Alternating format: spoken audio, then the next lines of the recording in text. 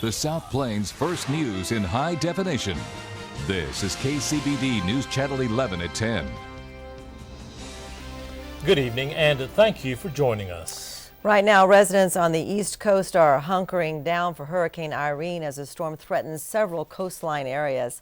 And already several Texas Tech hurricane researchers are in North Carolina deploying probes to study that hurricane. The Texas Tech team is in Elizabeth City, that's about 50 miles inland. They're setting up probes from the outer banks of North Carolina to the Virginia coastline. And yeah, we can sample wind speed, wind direction, barometric pressure, temperature, and relative humidity. So we're looking to collect time histories of that information. Kruper says gathering information through hurricane force winds can of course be very difficult, so all the data collected by the Tech team will be shared with the National Weather Service, other universities, and forecasters.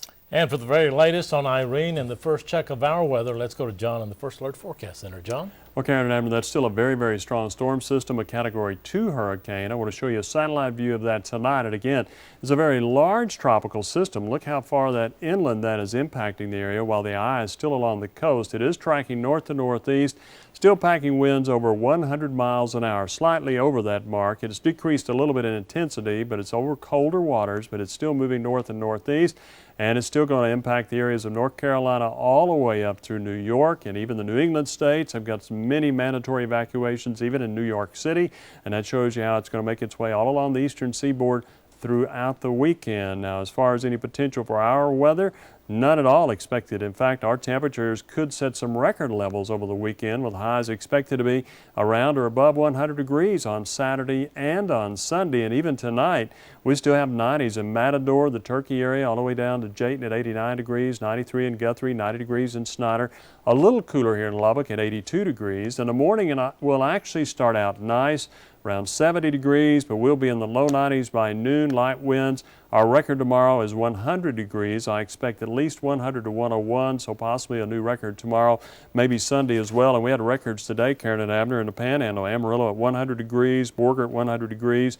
And with us being at 100 degrees today, that makes it 46 days this year we have gone to 100 degrees or higher here in Lubbock. Karen and Abner. All right, thank you, John. And continuing with the weather theme, the drought across the state continues to have an effect on wildlife. We've reported on skunks, cattle, and several other animals, but now the drought is forcing a more ferocious kind of creature to head to populated areas on the South Plains. Mountain lions are now appearing in several parts of West Texas. Experts say they are coming to the area in search of food and water.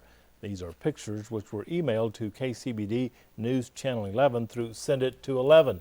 If you'd like to submit your pictures from across West Texas, go to kcbd.com.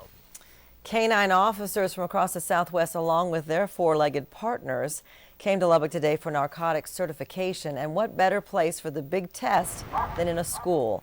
So the former Tubbs Elementary is where the dogs were certified today by the National Narcotics Drug Dog Detection Association. Around 15 officers and their canine partners from around the region ran mock drug search drills.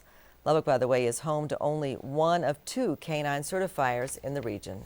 And as some officers and canines were getting their certification, other police officers were getting their promotion. Today, several promotions were handed down at the Lubbock Police Department. Officer Nathan White was promoted to lieutenant. Officer Michael Krall is now a sergeant. Juan Muñiz is also a sergeant. And finally, Officer Emilio Hernandez was promoted to corporal. An area school district now has a web-based program for troubled teens to text or email for help. The Lubbock Independent School District wants to tackle bullying and drug use, pregnancy, and other concerns with the click of a mouse. The program is called Talk About It. Students create a profile page with a username and password, and if they have an issue they want to report, they can simply write an email anonymously or text their concern, and teachers will then respond to the student.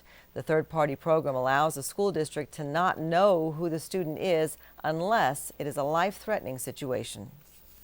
Most of the time, if I email back and say, hey, I'm really worried about you, are you safe? Are you safe right now? And they might email back. And then after a few conversations, kids tend to say, you know, I'll visit with you. You know, outlook on things like, hey, I'm able to like make a difference without like being known as that guy.